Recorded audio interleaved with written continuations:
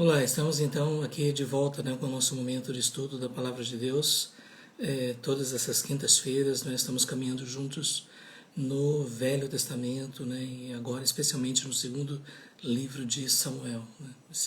São momentos muito especiais, que nós dedicamos ao Senhor, e especialmente buscando princípios e lições, porque como a própria Bíblia diz, tudo que nosso ensino foi escrito, tudo que foi escrito para o nosso ensino foi escrito. Então, tudo que nós temos nessas histórias, algumas das coisas às vezes mais chocantes, algumas experiências e acontecimentos assim que nos deixam perplexos, diante da história do povo de Deus, mas ainda assim este é o livro, da revelação de Deus, e nós temos aqui essas histórias que Deus quis que estivessem registradas para nos ensinar, para que a gente pudesse compreender através dos bons e dos maus exemplos o que significa viver o propósito de Deus. Então, hoje nós vamos separar um tempo para analisar um dos períodos mais sombrios da vida do rei Davi. E novamente, foi do agrado de Deus que esses acontecimentos que marcaram a vida de Davi fossem registrados, e fossem para a nossa instrução. Então, nós vamos nesse momento orar, pedir que Deus esteja nos dirigindo, e vamos então prosseguir no nosso estudo da Palavra de Deus. Nós vamos orar. Pai, obrigado, Senhor, por esse tempo que nós podemos dedicar a Ti. Obrigado por Tua Palavra, que é lâmpada para os nossos pés e luz para os nossos caminhos. E nós queremos, ó Deus, Te pedir que estas verdades, ó Deus, que aqui foram registradas, essas histórias, algumas delas tão chocantes, na verdade nos fazem compreender a natureza humana e ao mesmo tempo também a grandeza da Tua misericórdia, da Tua bondade e do Teu juízo. Ó Deus, vem nos conduzir neste momento, no estudo da Tua Palavra, nós te pedimos, em nome de Jesus. Amém. Então, nós vamos dar continuidade ao nosso estudo, E quando, logo no início, eu estava compartilhando um pouco a respeito desta questão das narrativas bíblicas. As narrativas bíblicas, elas não são fábulas ou histórias inventadas, são relatos de fatos concretos, são coisas que realmente aconteceram. E ao mesmo tempo a preocupação dos cronistas, cronista era aquele que registrava a história especialmente dos reis, a preocupação era de que através dessas histórias o povo fosse instruído. Então por isso que os historiadores bíblicos, eles não tinham essa ideia de produzir uma história totalmente voltada para datas e acontecimentos e realizações, mas de escolher algumas das coisas mais significativas na vida dessas pessoas durante todo o Velho Testamento, para que isso pudesse servir de exemplo para nós. Então, é por isso que às vezes a gente estranha que certos reis, por exemplo, como a gente vai ver lá na frente, são simplesmente mencionados e não se conta a história deles. E por outro lado, há outros em que nós vemos um detalhamento, e isso é porque há essa preocupação de que através dessas narrativas nós possamos ver, primeiro, que Deus está no controle da história, mesmo diante do pecado humano, e isso é uma coisa que nós vemos do começo ao fim nas Escrituras.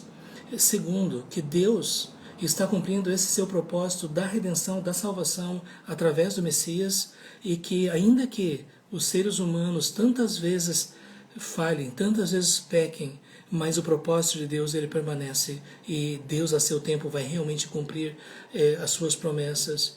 E por isso que eu concordo quando alguém já disse que nós não temos heróis na Bíblia. Na verdade, nós temos Deus que usa pessoas pecadoras e falhas para cumprir os seus propósitos.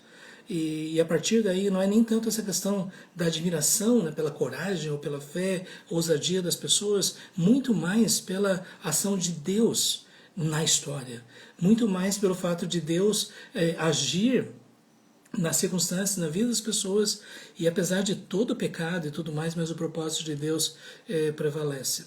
Outra coisa que nós vemos nas narrativas é que, de fato, a gente vê o escritor o narrador, ele destacando certas coisas exatamente para nos levar a pensar, né, qual era o objetivo em termos da lição que nós devemos aprender.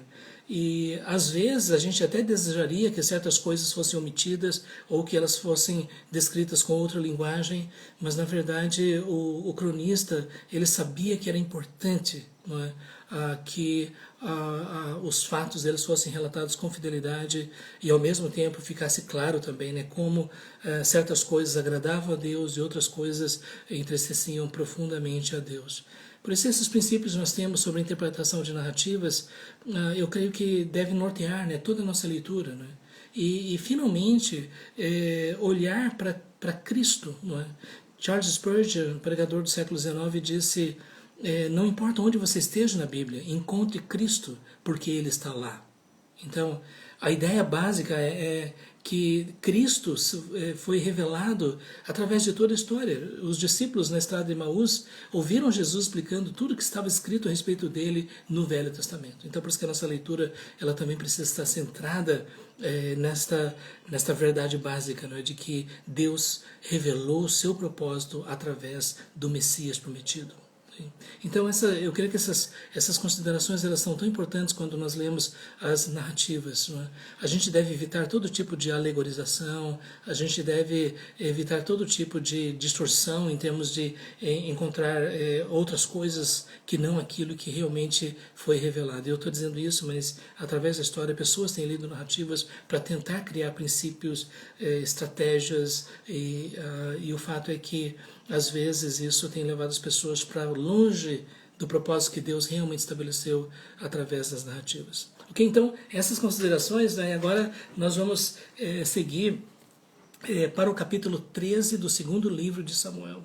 Eu espero que você esteja lendo o segundo livro de Samuel. É muito importante que você esteja acompanhando, porque quanto mais você ler, mais você vai perceber, você vai estar familiarizado com as coisas que nós vamos conversar aqui. Então, o que nós observamos o segundo livro de Samuel mostra a ascensão de Davi, mostra o fato dele ser um rei modelo, que ele em todos os aspectos estava demonstrando que era uma pessoa que amava a Deus, que governava com sabedoria, que Deus estava dando vitória a ele em todas as áreas, mas depois nós temos a sua queda. E depois da sua queda, o fato de Davi ter adulterado, de ter matado, né, mandado matar Urias, não é, e tudo mais, tudo isso mostra um novo momento na narrativa, não é? E é um momento de tristeza, de tragédia.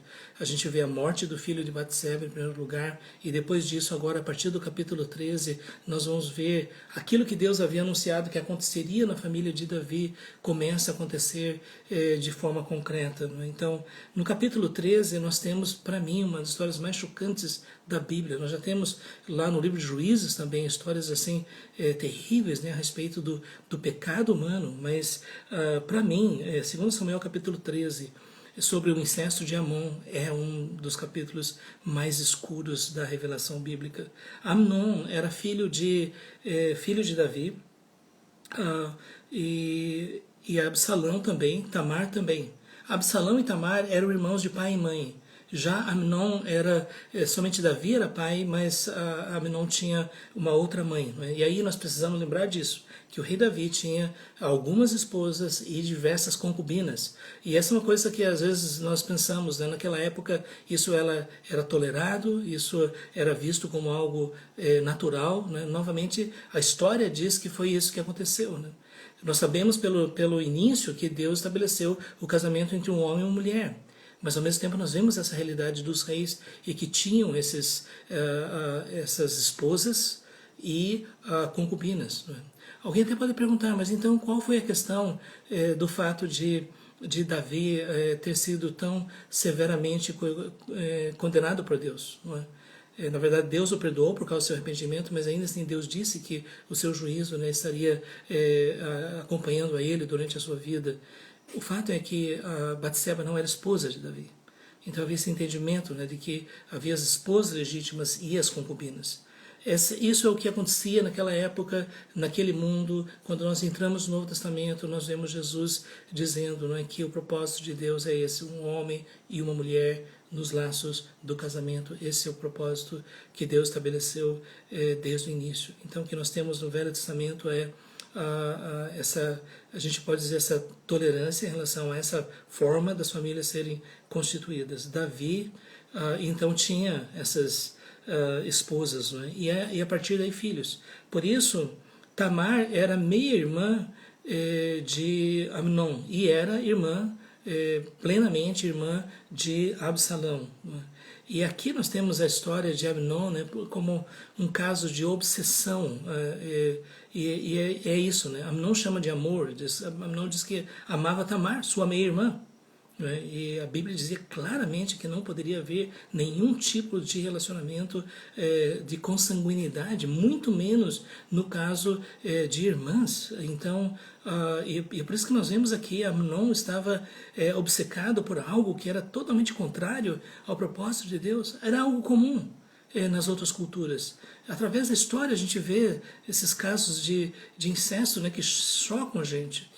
Inclusive, ainda na Idade Média, né, havia muitas famílias nobres, né, que procuravam preservar o sangue a partir de relacionamentos incestuosos. Mas a Bíblia é categórica, né? Deus condenou esse tipo de relacionamento. E o fato é que Amnon ele ficou obcecado com o desejo de possuir Tamar, e por causa disso, então, ele tinha esse amigo dele, Jonadab, que deu um conselho para ele. Aqui nós temos, né, esses amigos que na verdade não ajudam, né? Jonadab então deu orientação de como é que Amnon podia alcançar o seu objetivo, né? E eles moravam em casas separadas, né? E então Amnon mandou chamar, né, Tamar, né, e o rei para visitá-lo. Você pode perceber, né, que aqui nós temos uma coisa muito ousada da parte de Amnon, né? E quando o rei foi visitar, então, enquanto o rei estava lá, não é, que, então o próprio Amnon disse: eu quero que Tamar venha servir no meu quarto. E foi lá então que Amnon violentou Tamar. E Tamar tentou argumentar no sentido assim de que isso é uma coisa que não se fazia em Israel, isso seria uma... Veja bem, ela também estava preocupada com o fato de que Israel era conhecido como uma nação santa, uma nação que deveria refletir o caráter de Deus, né? E se isso, se as pessoas, né, soubessem, né, que uma coisa de tamanha perversidade iria acontecer na família real, isso seria o maior escândalo e maior razão para que todas as nações pudessem blasfemar de Deus, não é? E o fato é que depois disso Amnon simplesmente mandou Tamar embora, não é? E ela rasgou suas vestes e chorando, envergonhada, constrangida, ela simplesmente viu, né, que a vida dela tinha sido destruída pelo seu meio-irmão. Quando o rei ficou sabendo disso, ele ficou irado, não é? Mas quem realmente ficou cheio de ódio foi Absalão. Absalão, que era irmão de Tamar, irmão por pai e mãe, não é? Absalão, então, depois de 2 anos, e agora observe isso, desde o início o texto diz que Absalão pensava em se vingar. Desde o início, Absalão queria matar o seu irmão. Só que ele não fez isso nesse momento. Passaram-se 2 anos. E aí Absalão falou para o rei Davi: venha, vocês e os seus servos, não é, vamos estar aqui juntos aqui nessa época da tosquia, né, na época de tirar a lã das ovelhas. Não é? E o rei disse: olha, a gente não quer ser pesado para vocês, mas o seu irmão pode ir. Não é? E na verdade todos os irmãos foram. E foi nesse momento, né, que Deus, aliás, que Absalão ordenou os seus homens para matar seu irmão Amnon. E quando Davi sabe disso, Davi fica devastado, né? Já estava havendo tragédias demais na família dele, né? E o fato é que chegou a notícia de que Absalão tinha matado todos os irmãos.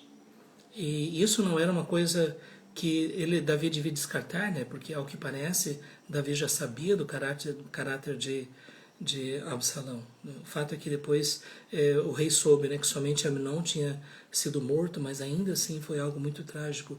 Absalão sabia que diante disso havia a possibilidade de ele ser executado naquele momento e por isso ele fugiu para os familiares da sua esposa, não é? Então a esposa de, aliás, da sua mãe, não é? Que a mãe era filha da nobreza lá do reinado de Gesur, o Gesur, né? E então ele fugiu para casa lá dos parentes, não é? Da parte da sua mãe, e ficou lá durante pelo menos 3 anos. 3 anos em que ele ficou distante.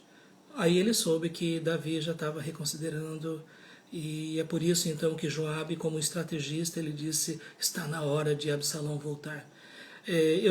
Lendo a história, eu tento entender o que Joabe tinha na mente. Joabe era o segundo homem mais poderoso. Joabe era o general do exército. Joabe era aquele, né, que acompanhou Davi durante toda a sua história. Né? Por que Joabe queria que Absalão voltasse? Será que Joabe já estava pensando que Absalão iria assumir o trono? Mas não foi. Na frente a gente vê que não era isso que estava na mente de Joabe, né? Mas é uma coisa curiosa, né? Saber por que Joabe então trabalhou, né, para que Absalão pudesse voltar ao convívio do rei. E é interessante, no capítulo 14 nós temos essa história, né, dessa mulher de Tecoa, não é?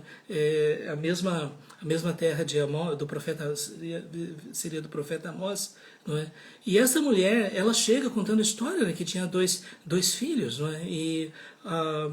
E um matou o outro, e agora o povo queria vingança, queria matar esse irmão, né? E ela contou essa história e disse para o rei, ela disse, o rei, o que o rei pode fazer, não é? Porque ela não queria ter essa tragédia de ver seus 2 filhos mortos. E depois de tudo, era Joabe que tinha instruído essa mulher para contar essa história, para persuadir a Davi de que ele devia deixar Absalão voltar.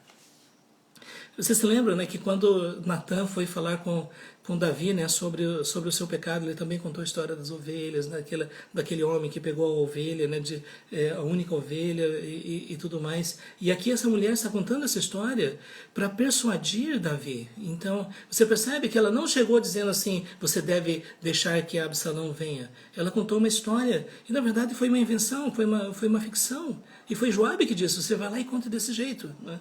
A gente não sabe até onde Joabe conhecia a psicologia de Davi, sabia, né? Você lembra que da outra vez, quando se contou a história da ovelha, Davi disse, esse homem tem que morrer. Né? E agora Davi disse, olha, eu estou comprometido, né, para lutar por sua causa. Né? Seu filho não vai morrer. Davi chegou até mesmo a assumir um compromisso, juramento que isso não iria acontecer. E nesse momento, então, a mulher disse, por quê? O rei não deixa Absalão voltar. E Davi, que era muito perspicaz, diz, isso aí é a mão de Joabe. Você percebe que eu já estava percebendo aqui, isso não é uma história. Joabe está por trás de tudo isso daí, o rei percebeu isso, né? Mas o rei entendeu. Joabe, eu acho que você está certo, pode mandar chamar Absalão. Não é? Só que o rei disse para Absalão, você pode ficar em Jerusalém, mas eu não quero ver você. E durante 2 anos, Absalão não pôde comparecer diante da presença do rei. Não é sério isso? Então, e o próprio Absalão estava dizendo, do que adianta isso? Isso é, do que adianta eu estar em Jerusalém, mas eu não tenho direito? E aí, mais na frente, vai ficar claro que o desejo de Absalão de voltar para Jerusalém era outro. Né? Ele não queria simplesmente voltar para a convivência do seu pai. Por isso que no capítulo 15, a gente vê Absalão agora com um plano, não é? O capítulo 15 diz, depois disso Absalão fez aparelhar para si um carro e cavalos, 50 homens que corressem adiante dele. Então ele montou uma espécie de estrutura de um líder, de uma pessoa de grande influência, né? E ele pela manhã ele parava à entrada da porta e a todo homem que tinha alguma demanda para vir ao rei a juízo, o chamava Absalão, assim lhe dizia, de que cidade és tu? Ele respondia, de tal tribo de Israel é teu servo. Então Absalão lhe dizia, olha, a tua causa é boa e reta, porém não tens quem te ouça da parte do rei. dizia mais Absalão. Ah, quem me dera ser juiz na terra, para que viesse a mim todo homem que tivesse demanda ou questão, para que lhe fizesse justiça. Também quando alguém se chegava para inclinar-se diante dele, ele estendia a mão, pegava-o e o beijava. Desta maneira fazia Absalão a todo Israel que vinha o rei para o juízo, assim ele furtava o coração dos homens. Bom, nós temos aqui essa história clássica, não é? Davi teve essa experiência do seu próprio filho montar uma estrutura para minar a autoridade de Davi no seu reino. E Absalão fazia isso de forma sistemática. A frase que chama a atenção aqui é que Absalão furtava o coração dos homens de Israel através de boa conversa, dizendo que o rei não estava fazendo justiça de verdade e que ele era a pessoa que se importava realmente com as pessoas, abraçava e beijava as pessoas, dizia para elas o quanto ele se importava, e a partir daí ele conquistou o coração de uma boa parte de Jerusalém. Não só de Jerusalém, mas uma boa parte do reinado de Israel, porque as pessoas que vinham das mais diversas tribos, antes que eles pudessem chegar diante do rei Davi, Absalão já parava e fazia essa estratégia de roubar o coração das pessoas. E isso durou 4 anos. Então você percebe que Absalão, ele era um homem calculista. Quando ele pensou em matar seu irmão, ele esperou 2 anos. Quando ele pensou em roubar o reino do seu pai, ele esperou 4 anos. E trabalhando constantemente para que o seu objetivo fosse atingido. E ele percebeu que cada vez mais conseguia conquistar o coração das pessoas ali no reino. Bom, gente, não é necessário falar muita coisa em relação a isso, né? Através da história, muitas vezes, pessoas que exercem liderança podem ter perto de si pessoas muito próximas. No caso, Absalão era o próprio filho de Davi. E mesmo assim, Absalão, ele roubou o coração das pessoas. E aqui está uma coisa importante, né? Não importa se é numa empresa, ou numa igreja, ou em qualquer organização, a pessoa que está à frente precisa estar atenta em relação a isso, porque às vezes as pessoas vão se aproximar por outros interesses que não realmente o desejo de cooperar, de ajudar para que os objetivos sejam atingidos. Não é? E nesse caso específico aqui a gente vê, não é, que o objetivo de Absalão era conquistar o poder realmente. Não é? E ele fez isso de uma forma sistemática, né, conquistando o coração das pessoas. Uma pessoa, e aqui está uma lição importante na área da liderança, não é, que nós precisamos lembrar, né, que aqueles que estão debaixo da autoridade do líder, aqueles que realmente são fiéis, como nós vemos na história de Davi, são aqueles que aceitam a sua posição, a sua função e são fiéis. O próprio Davi deu exemplo disso em relação ao rei Saul. Você lembra que ele não ousou tocar no rei Saul, né, porque reconhecia a autoridade do rei Saul? Aqueles que realmente são servos de Deus e temem ao Senhor vão fazer tudo, né, para que todas as coisas sejam feitas dentro da vontade de Deus. E aqui, gente, se você perceber, se você está dentro de uma organização, de uma igreja e tudo mais, e alguém chegar para você e começar a minar a autoridade do seu líder, começar a falar mal, inventar histórias, tentar fazer tudo para agradar essas pessoas, juntar pessoas ao seu redor, pense, pode ser que você tenha aí diante de você um Absalão. Tome cuidado com isso, né? Porque nem sempre as pessoas se aproximam porque se importam com a gente. Às vezes nós somos simplesmente instrumentos de poder. As pessoas vão querer de qualquer forma conquistar, né? Para que depois de tudo eles possam assumir o poder. Isso é uma coisa que infelizmente acontece em todas as esferas. E é por isso que eu queria dizer, se você foi chamado para um papel de liderança, ore ao Senhor, né? Porque Deus não permita que esses Absalões eles se aproximem, né? Porque muitas vezes são aqueles que dizem ser os mais amigos, que mais se importam e depois de tudo acabam sendo aqueles que trazem maior dano e devastação, porque não se preocupam com as pessoas, não se preocupam com igrejas, organizações, missões, se preocupam consigo mesmo. E a gente vê essa história trágica, né, de Absalão. Nós precisamos ter discernimento, Por isso, não se deixe levar. Eu estava vendo assim como é fácil as pessoas se deixarem levar por pessoas que falam bonito, pessoas que demonstram empatia excepcional, pessoas que gostam de fazer tudo que agrada a você. Como é fácil de se deixar levar e de repente só depois de muito tempo você vai descobrir que foi enganado, que o seu coração foi roubado e que lá na frente você vai ser deixado para trás e você vai perguntar por que eu não percebi, não é que existem pessoas com esse nível de maldade. Absalão para nós tem nós temos na Bíblia a história de Absalão para nós lembrarmos disso constantemente. Depois disso, Absalão então ele vai eles estavam morando em Jesur, né, na Síria. Faz o teu servo um voto dizendo: se o Senhor me fizer tornar a Jerusalém, prestarei culto ao Senhor. Veja só a justificativa religiosa, não é?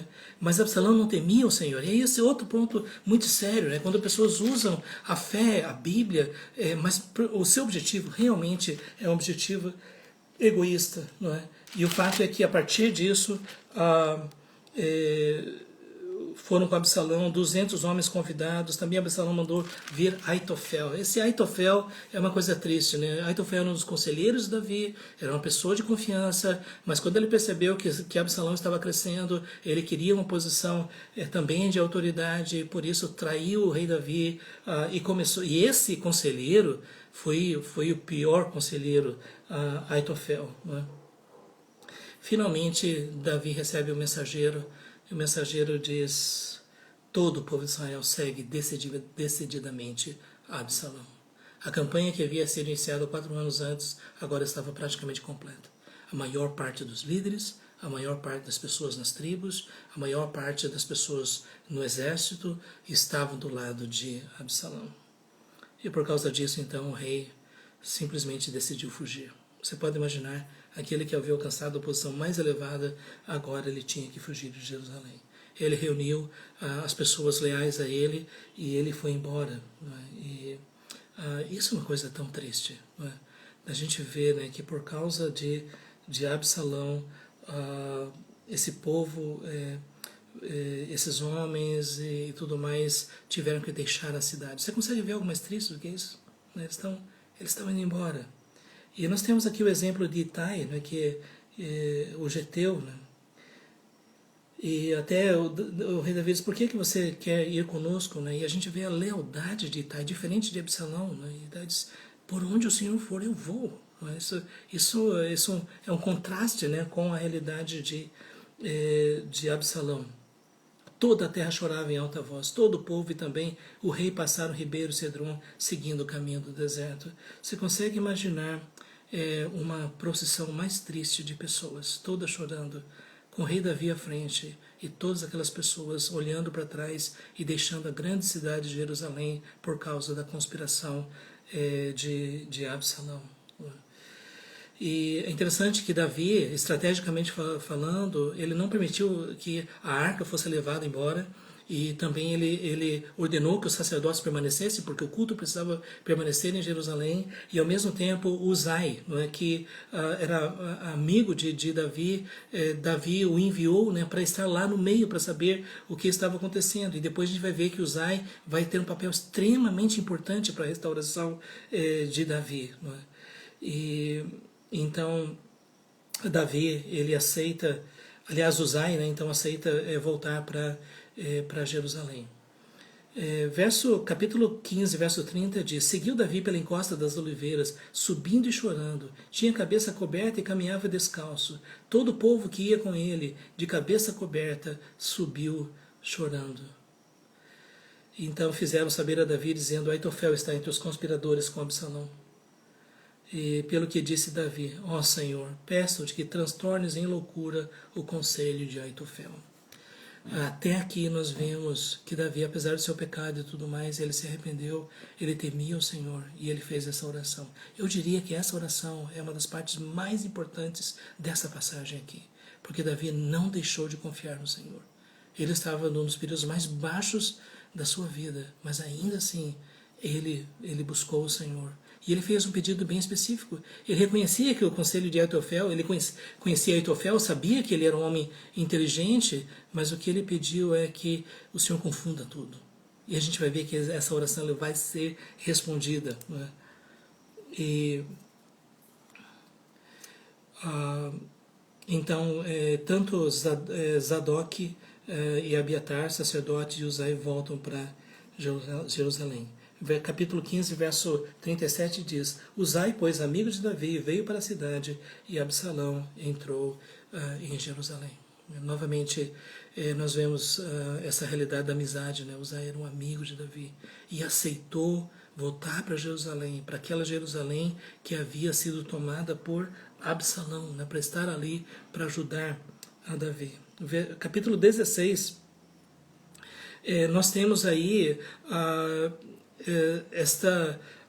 Davi, né, conversando com Ziba, que era servo de Mefibosete. Se lembra? Mefibosete era filho de Jonatas, que tinha passado por aquele acidente, que não conseguia andar porque ele ficou aleijado das duas pernas, e que Davi trouxe para sua mesa para estar com ele todos os dias, tomando as refeições com os filhos do rei. Esse Mefibosete aqui, bom, agora ele já estava pensando em outra coisa. O fato é que Ziba trouxe um monte de suprimentos, né, porque as pessoas precisavam, jumentos albardados, 200 pães, 100 cachos de passas, 100 frutas de verão, odre de vinho. E o rei perguntou: que pretendes com isso? Respondeu Ziba: os jumentos são para a casa do rei, para serem montados, o pão e as frutas de verão para os moços comerem, o vinho para beber os cansados do deserto. Então disse o rei: onde está, pois, o filho do teu senhor? Respondeu Ziba ao rei: eis que ficou em Jerusalém, pois disse: hoje a casa de Israel me restituirá o reino de meu pai. Então disse o rei a Ziba: teu é tudo que pertence a Mefibosete. Você pode imaginar o que é isso? Mefibosete tinha recebido do rei o direito das posses da família de Jonatas e de Saul por misericórdia. Agora Mefibosete diz: bom, agora que é Absalão, eu vou retomar o reino. Então, daí o rei simplesmente disse para Ziba: Ziba, tudo que é de Mefibosete agora é seu. Disse a Ziba: eu me inclino e acho eu mercê diante de ti, ó rei, meu senhor. Aí você pode ver, né, a bondade de Davi, a misericórdia, a compaixão, a tolerância, a paciência em relação a Mefibosete. E nesse momento, Mefibosete, que foi privilegiado durante anos e anos por Davi, agora está se levantando contra ele. Não é? Outra coisa que acontece no capítulo 16 é muito triste. Nós temos aí este homem chamado Simei, né, filho de Gera. E o texto diz que por onde Davi estava andando, ele andava de lado, amaldiçoando Davi. E a todas as pessoas que acompanhavam Davi. E ele diz: fora daqui, fora homem de sangue, homem de Belial, o Senhor te deu, agora paga de todo o sangue da casa de Saul, né? Porque na verdade esse Simei era benjamita, né? Da tribo de Saul. Então aqui o entendimento de Simei era de que Deus estava punindo Davi por causa do fato dele ter assumido o reinado. Mas lembra, né, que Davi o tempo todo zelou para que ele não fosse um usurpador e que no tempo apropriado então ele assumiu legitimamente o reinado. Né? Mas de qualquer forma este homem aqui, o Simei, ele ficou o tempo todo e é lógico que os soldados de Davi disseram assim: a gente vai lá e a gente vai matar ele. E o rei disse: não, porque não foi o Senhor que ordenou a ele que me amaldiçoasse. Observe só o sentimento de Davi. Ele tinha autoridade para dizer: pode ir lá e matar. Não é? E respondeu o rei: que tenho eu convosco, filho Zeruia? Ora, deixai-o amaldiçoar, pois se o Senhor lhe disse: amaldiçoa Davi, quem diria porque assim fizeste? Você percebe que nesse momento Davi estava profundamente triste, deprimido por toda essa situação. E ele estava reconhecendo que era basicamente o juízo de Deus, por causa do pecado que ele tinha cometido. Né? E ele disse: olha, se o meu próprio filho está tentando tirar a minha vida, quanto mais esse homem. Você percebe, assim, o sentimento de Davi foi: como é que Absalão pensa em me matar para ficar com o reino? Esse era o sentimento mais devastador no coração de Davi.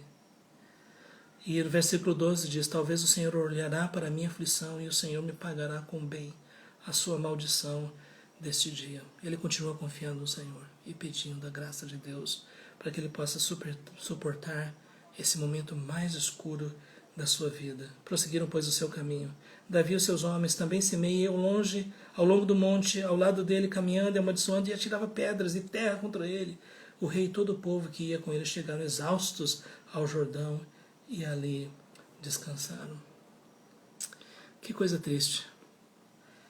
E você pode imaginar, né, o rei Davi, acostumado com toda a glória do palácio, nesse momento agora tinha esse homem jogando terra e pedras nele, não é? E ele disse para os seus soldados e tudo, não façam nada, deixe ele fazer isso. Ele estava no fundo do poço, ele estava totalmente arrasado. E então Absalão e todo o povo de Israel vieram a Jerusalém, e Aitofel, né, agora o braço direito de Absalão. E Uzai se apresenta, e Absalão fica assim, mas você não é amigo de Davi? Não, não, agora eu sou leal ao rei. Nesse caso, aqui o que nós temos é um espião, né, alguém que estaria ali dentro, né, para cumprir, né, a vontade de Davi. Como servir diante de teu pai, assim serei diante de ti. Na verdade, ele estava... Você imagina só se Absalão descobre que ele está ali enviado por Davi, ele seria imediatamente morto. No final do capítulo 16, nós temos as coisas também mais terríveis, né, na história de Israel, né, porque Deus havia anunciado, né, que aquilo que Davi tinha feito às escondidas, os seus filhos fariam de forma pública. E Absalão, pelo conselho de Aitofel, mandou montar uma estrutura visível diante de todo o povo para ter relações com as concubinas de Davi, para que todo o povo soubesse que Absalão odiava seu pai e que para que o povo soubesse que não havia nenhuma chance de Absalão se arrepender de se tornar o rei. Gente, essa é uma das histórias mais horríveis que nós encontramos na Bíblia. Absalão era um homem maligno. E quando a gente vê uma história como essa, a gente vê como o pecado ele produz, ele vai chamando abismos, ele vai chamando destruição e devastação. E quando a gente olha para uma coisa desse tipo, a gente diz, mas gente, o pecado é algo terrível realmente. Né? A que ponto chegou? E isso ficou registrado na história de Israel, o filho de Davi. E isso tudo debaixo do conselho de Aitofel. Esse homem também era maligno. No capítulo 17, aí nós temos uma questão interessante, né? Porque Aitofel diz, junta todo mundo e vai atrás para matar seu pai. E Uzai disse, não, Davi é um homem de guerra, se você for, você vai ser derrotado e todo o povo vai perceber que você não tem autoridade para reinar. Nós temos aqui dois conselhos, o conselho de Aitofel e o conselho de Uzai. Estrategicamente falando, o conselho de Uzai era o conselho militar, era aquilo que se Absalão quisesse se manter no poder, é o que ele deveria fazer. Só que, ao invés disso, Absalão aceitou o conselho de Uzai. Não é? Se lembra aquilo que Davi orou? Confunde o conselho de Aitofel. E foi isso que aconteceu. Não é? E é por isso que Uzai argumentou, né, de que de forma nenhuma eles deveriam sair atrás do rei Davi. Né? E depois ele diz aqui, eu porém aconselho que a toda pressa se reúne a ti todo Israel desde Dan até Berseba, em multidão como a areia do mar, e que tu em pessoa vás no meio deles. Então iremos a ele em qualquer lugar que se achar e facilmente cairemos sobre ele. Não é? E o fato então é que esse conselho parecia ser realmente o mais lógico realmente. Não é? Disse Uzai a Zadok e Abiatar, 17:15. Assim aconselhou Aitofel a Absalão e aos anciãos de Israel, porém assim aconselhei eu. Agora, pois, mandai avisar depressa a Davi. Você percebe, né, como foi importante ter a presença de Uzai lá dentro. Se Uzai não estivesse ali, possivelmente Davi seria morto pelo seu filho. Né? E é por isso que foi detectado, né, que realmente havia esse propósito, né, da parte de Absalão. Estavam Jonas e Aimai junto a Enrogel, e uma criada lhes dava aviso. Eles iam e diziam ao rei Davi. Era uma espécie de rede, né, de comunicação, né, e Davi então soube, né, que não havia mais, que realmente eles precisavam estar atentos, né, para o intento de Absalão. Ok, capítulo 17, verso 22. Então Davi e todo o seu povo que com ele estava se levantaram e passaram o Jordão. Quando amanheceu, já nenhum só havia que não tivesse passado o Jordão. Então passou o perigo, não é? E vendo, pois, Aitofel que não fora seguido o seu conselho, albardou o jumento, dispôs-se e foi para casa e para sua cidade. Pôs em ordem os seus negócios, se enforcou, morreu e foi sepultado na sepultura do seu pai. Aitofel era um homem muito inteligente, maldoso, mas inteligente, e ele percebeu que a partir dali Absalão tinha perdido a oportunidade de reinar. E como ele já sabia, ele ia morrer mesmo, e eu não sei se nesse caso ele ficou humilhado, o fato é que ele se suicidou. É uma história triste. E depois disso, ainda no capítulo 17, o exército de Davi agora ataca então o exército de Absalão. Tendo Davi chegado a Manaim, Sobi, filho de Naanás de Rabá, dos filhos de Amon, e Maquir, filho de Amiel, e outros, tomaram camas, bacias, vasilhas de barro, trigo, cevada, e assim por diante. Esse povo do exército está faminto, cansado e sedento. Contudo, Davi, o povo que tinha consigo, e pôs sobre ele capitães de 1.000, capitães de 100. Veja, a partir desse momento Davi estava montando já o seu exército. Não é? E deu ordem a Joabe, Abisai e a Itai, dizendo: tratai com brandura o jovem Absalão por amor de mim. Todo o povo ouviu quando o rei dava ordem a todos os capitães acerca de Absalão. Veja, Davi estava dizendo: vocês estão indo à guerra contra o exército de Absalão, mas poupe o meu filho, poupe o meu filho. Todo mundo ouviu Davi dizendo isso. Não matem Absalão. Você pode observar, Absalão tinha sido a causa de todo esse sofrimento, mas Davi disse: não permitam que Absalão seja morto. Saiu, pois, o povo ao campo a encontrar-se com Israel, e deu-se a batalha no bosque de Efraim. Ali foi o povo de Israel batido diante dos servos de Davi, e naquele mesmo dia houve ali grande derrota, com a perda de 20.000 homens. Porque aí se estendeu a batalha por toda aquela região, e o bosque naquele dia consumiu mais gente do que a espada. Interessante, né? Assim, o fato de que muita gente morreu por causa da vegetação. A gente não pode se isso significa, né, que eles estavam a cavalo, ou eles eram presos, né, pelas árvores, não é? E possivelmente é isso que o texto está dizendo, porque aqui no capítulo 18, verso 9, diz assim: indo Absalão montado no seu mulo, encontrou-se com os homens de Davi. Entrando o mulo debaixo dos ramos espessos de um carvalho, Absalão, preso nele pela cabeça, ficou pendurado entre o céu e a terra, e o mulo que ele montava passou adiante. Olha só, Absalão, né, que era conhecido como o homem mais bonito de Israel. Absalão, né, que a cabeleira dele, quando era cortada uma vez por ano, pesava não sei quantos quilos. Foi através dessa cabeleira, né, que ele foi preso. Então disse Joabe ao homem que lhe o fizera saber: viste-o? Por que logo não feriste ali, derrubando-o por terra? E forçoso-me seria dar-te 10 moedas de prata em um cinto.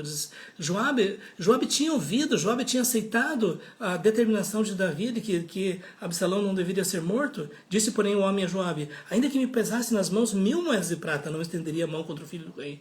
Pois bem ouvimos que o rei deu ordem a ti, a Abisai e a Itai, dizendo: guardai-me o jovem Absalão. Está vendo esse próprio soldado que está dizendo: o que você estava dizendo, Joabe? Joabe, você ouviu o que o rei tinha dito?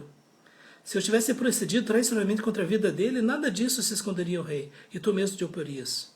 Então disse Joabe: não devo perder tempo assim contigo. Tomou 3 dardos e traspassou com eles o coração de Absalão, estando ele ainda vivo no meio do carvalho. Veja bem, Joabe também é um personagem interessante para a gente estudar. O homem líder do exército, e Davi determinou que o filho dele não deveria ser morto, mas Joabe não teve nenhuma hesitação. Né? E possivelmente Joabe, como um homem militar e um homem político, ele estava dizendo: se a gente poupar Absalão, mais cedo ou mais tarde ele vai voltar ao poder. E finalmente, então, todo o povo foi derrotado, e levaram Absalão, lançaram um bosque numa grande cova, e levantaram sobre ele um muito grande montão de pedras. Todo Israel fugiu, cada um para sua casa. Ora, Absalão, quando ainda vivia, tinha preparado o lugar do túmulo dele, né, onde ele foi sepultado. E quando então tudo termina, dois mensageiros vão para Davi, não é? Um etíope e outro mensageiro. Né? E quando o primeiro chega, né, ele dá boas notícias, não é? Mas não fala nada sobre a morte de Absalão. Já o etíope fala, né, de que de fato Absalão também tinha morrido. E a reação de Davi foi devastadora. Então o rei, profundamente comovido, subiu à sala. Nós temos em capítulo 18, verso 33. O rei, profundamente comovido, subiu à sala que estava por cima da porta e chorou. E andando dizia: meu filho Absalão, meu filho Absalão, quem me dera que eu morrera por ti, Absalão, meu filho, meu filho. Você pode imaginar o coração de um pai? Apesar de tudo que Absalão tinha feito, Davi amava o seu filho. Né? É uma coisa difícil de entender. Talvez até o narrador aqui, de alguma forma, ele está dizendo: o rei deveria ser mais severo, o rei deveria fazer justiça. Mas o fato é que, por outro lado, também parece que o narrador está dizendo: olha só o coração de Davi. Ele amava o seu filho. Ele estava pronto a morrer no lugar do seu filho, que havia roubado dele o reino, que havia organizado um exército para matar o seu pai e todas as pessoas leais a Davi. E agora que Absalão está morto, Davi está chorando em prantos. E o fato é que Joabe, quando vê isso, simplesmente repreende a Davi. E diz ao rei: o que é isso que está acontecendo? Ele se levantou contra você e agora você está chorando? Não é? Eis que o rei anda chorando e lastimando-se por Absalão. Então a vitória se tornou naquele mesmo dia em luto para todo o povo, porque naquele dia o povo ouvira dizer: o rei está de luto por causa do seu filho. Naquele mesmo dia entrou o povo às furtadelas na cidade, como faz quando foge envergonhado da batalha. Tendo o rei coberto o rosto, exclamou em alta voz: meu filho Absalão, Absalão, meu filho, meu filho. Então Joabe entrou na casa do rei e lhe disse: hoje envergonhaste a face de todos os teus servos que livraram hoje a tua vida. E Joabe, nesse sentido, certo, o povo foi para o meio do campo de batalha para viver ou morrer por causa de Davi, e agora Davi está chorando por Absalão. A tua vida, a vida dos teus filhos, das tuas filhas, a vida das tuas mulheres, das tuas concubinas, amando tu os que te aborrecem, aborrecendo os que te amam. Gente, a palavra de Joabe foi muito forte. Né? E depois de tudo, Israel, que deveria ser um dia de grande celebração, foi um dia de grande tristeza, porque o rei estava devastado com a morte de Absalão. Finalmente Davi volta para Jerusalém, né, para assumir o seu trono e fala com os sacerdotes, não é? E o que nos chama a atenção é que o rei Davi usa de misericórdia. Se lembra de Simei? Aquele, né, que ficou durante não sei quanto tempo jogando pedra e terra e blasfemando contra o rei Davi. E Davi simplesmente disse: não vai haver morte em Israel. Veja bem, se Davi fosse um homem vingativo, a primeira coisa que ele faria era: chama ele, porque ele vai morrer. E Mefibosete, que traiu o rei também, Davi também não puniu Mefibosete. Davi perdeu todas as posses, não é? Mas ele também foi livrado. Né? Em tudo isso, o que a gente observa nessa história é que o coração de Davi era o coração de um homem misericordioso, cheio de compaixão. Ele não era movido por ódio, por vingança.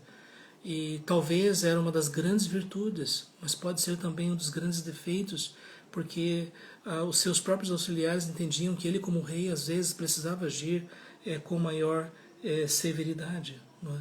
Então, diante de todas essas histórias, o que nós vemos é que Deus teve misericórdia de Davi. Deus não permitiu que Absalão assumisse o trono de forma definitiva. Toda a conspiração de Absalão caiu por terra.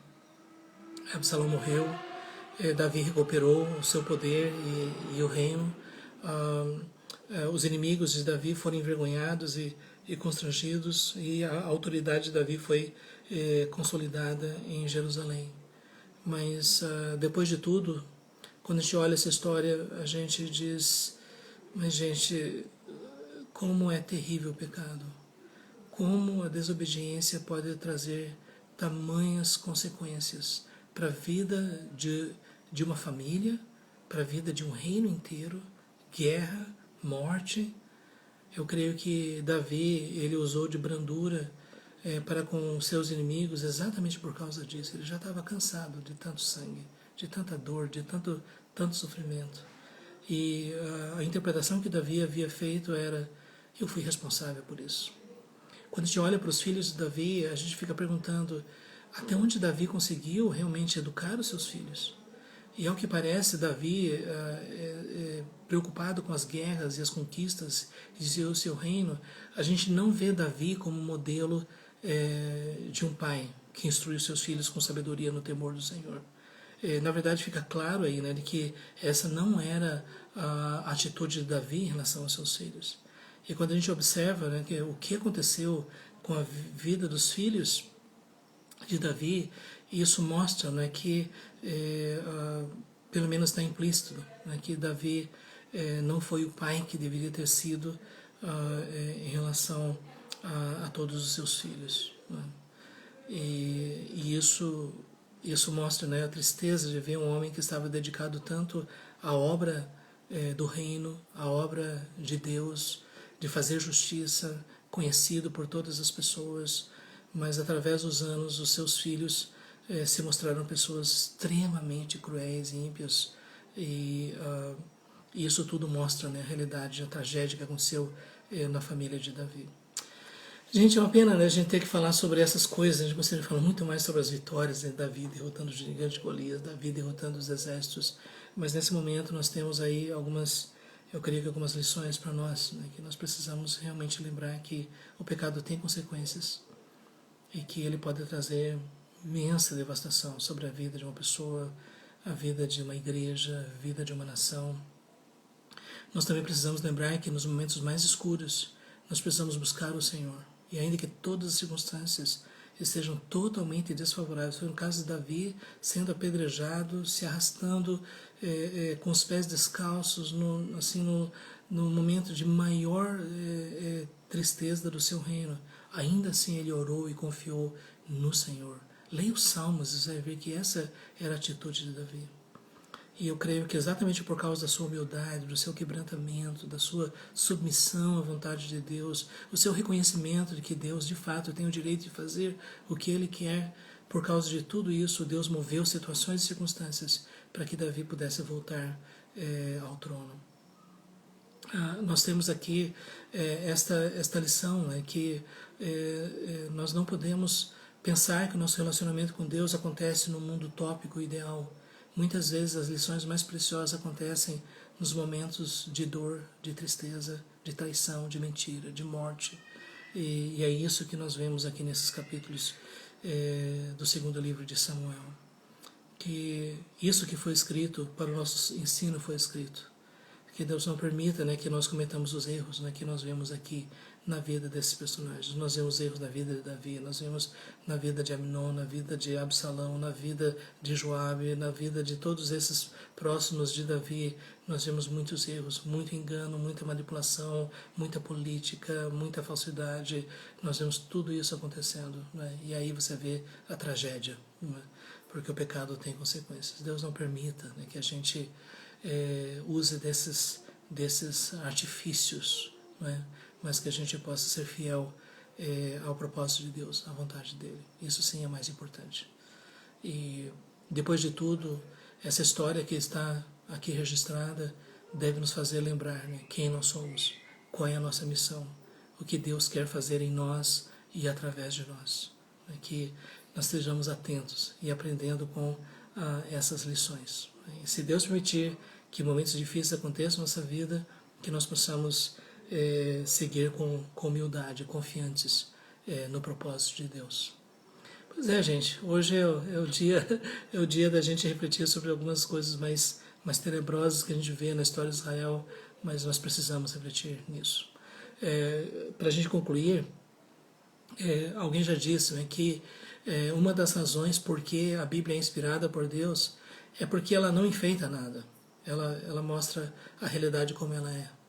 Se os autores bíblicos eles não fossem inspirados por Deus, eles iriam tirar tudo isso, eles iriam criar um rei perfeito, eles iriam criar uma situação perfeita, não é como muitas vezes acontece com historiadores que admiram seus heróis e tudo mais. Mas aqui nós não temos isso. Nós temos gente de carne e osso, não é? Que busca o Senhor, mas ao mesmo tempo peca e desobedece a Deus. Essa é a realidade, não é? E ao mesmo tempo a misericórdia e a compaixão do Senhor. Então, gente, nós estamos aqui concluindo, né, esse nosso estudo nesse momento, né, sobre a revolta de Absalão. Né, eu queria depois incentivar vocês a continuarem lendo, né, porque na verdade eu só mencionei algumas coisas. Na verdade, cada um desses episódios aqui tem lições preciosas para nós aprendermos nessa história. Ok? Se Deus quiser, então, na semana que vem a gente dá continuidade, não é, ao nosso estudo de 2 Samuel. Né? Eu creio que o nosso objetivo é realmente concluir o livro. A gente agora está dando passos um pouquinho maiores, né, para a gente não separar muito tempo em cada capítulo, né, mas eu queria passar a lição de casa, que vocês possam estar lendo o restante do livro de 2 Samuel. Deus abençoe a todos, né, e até o próximo momento, vamos estar juntos. Eu gostaria de fazer uma oração para concluir esse momento. Pai, obrigado, Senhor, por esse momento de meditação na Tua Palavra. Obrigado, Senhor, por tudo aquilo que nós ouvimos. O Senhor, a Tua Palavra realmente mostra a realidade da condição humana, de pecado, e ao mesmo tempo a realidade de que Tu és o Senhor da história e que o Senhor controla todas as coisas, ó Deus, para o cumprimento dos Teus propósitos. Ajuda-nos a sermos sensíveis, Senhor, à Tua vontade. Ajuda-nos a estar no centro, Senhor, do Teu propósito, ó Deus, para que o Teu nome seja glorificado e vidas ao nosso redor sejam abençoadas. Nós te pedimos, ó Pai, em nome de Jesus. Amém. Amém, gente. Até o próximo momento, então, né? Se Deus quiser, nós vamos continuar o nosso estudo na semana que vem. Deus abençoe a todos. Um abraço.